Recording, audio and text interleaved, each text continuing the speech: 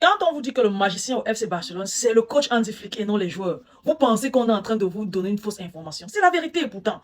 Vous m'expliquez comment que de tous les joueurs du FC Barcelone qui ont été convoqués au mondial, ils n'ont que marqué un seul but. Voici le classement des clubs qui ont plus marqué de buts au mondial. Le premier, c'est le Real Madrid, avec 19 buts. Vous imaginez un peu. Deuxième, le Paris Saint-Germain, 13 buts. Troisième, le Bayern Munich, 12. Quatrième, Arsenal, 9. Cinquième, Inter Miami. Quand j'ai vu Inter Miami là-bas, je me suis d'abord arrêté, j'ai dit qui? Comment ça? Avec 8 buts. Quand j'ai vu le nombre de buts, je me suis dit, ok, il y a un certain joueur d'Inter Miami qui joue en Argentine. Je pense que c'est lui qui a marqué tous les 8 buts. Vous voyez à quel point le gars est fort. Messi, Messi, Messi. Écrivez Messi en commentaire, trop fort. À lui seul, il a réussi à mettre Inter Miami dans le top 5 des clubs qui ont le plus marqué en Coupe du Monde. Pendant ce temps, le Barça, il doit être avant-dernier, ou bien je ne sais pas trop quoi, avec un seul but. Je pense le but de Lamine Yamal. Est-ce qu'un autre de nos joueurs a marqué jusqu'ici? Je ne pense pas. Est-ce que Ferran Torres a marqué? Je ne sais pas trop, je ne me rappelle pas. Dites-moi en commentaire, je ne me rappelle plus. Voilà.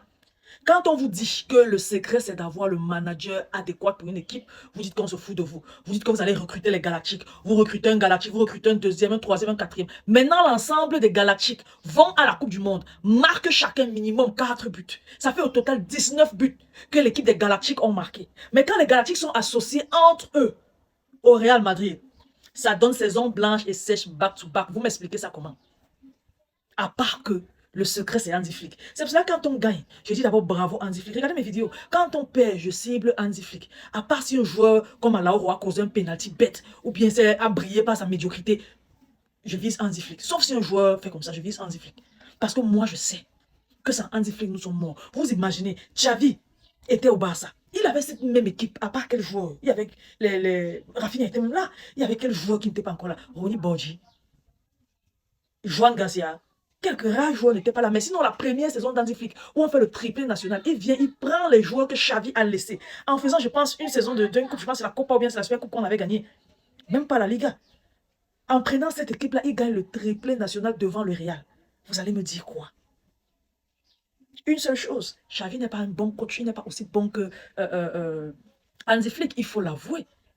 Et il faut aussi s'avouer, il faut aussi se l'avouer que Carlo Ancelotti n'a pas été meilleur qu'Hansi Flick, que Xabi Alonso n'a pas été meilleur qu'Hansi Flick, encore pire, Arbeloa. Maintenant, ils ont Mourinho. J'espère qu'ils ont compris en faisant venir Mourinho. Mais tel que je connais l'ego qu'il y a dans le vestiaire du Real Madrid, avec les Coupes du Monde que chacun est en train de faire, Vinicius, il aura moins d'arguments parce qu'il a donné son penalty, il a donné le penalty en tant que leader à quelqu'un d'autre et la personne n'a pas marqué. Le Brésil s'est vu éliminé par la Norvège.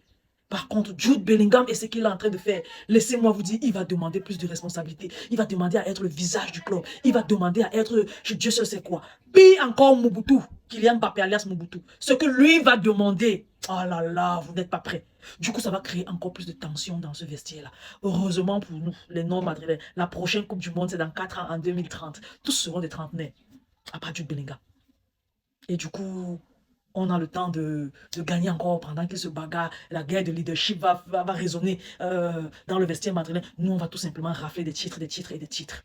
Il faudrait seulement qu'on fasse l'effort d'aller aussi rafler la Ligue des Champions. En raflant la Ligue des Champions, là, rassurons-nous qu'on ait raflé tout en Espagne. Là, ça va faire une saison excellente sur le management d'Hansi Flick. Et puis Hansi Flick pourra partir. Je pense que Guardiola se sera assez reposé, pourra revenir continuer. Oh, ça, c'est une belle ère qui arrive. C'est une belle ère. Soyons contents, les gars. Partagez la vidéo au maximum. Laissez votre différence avis en commentaire. Surtout abonnez-vous à la page. Je vous aime beaucoup. On se dit à la prochaine. Bye bye.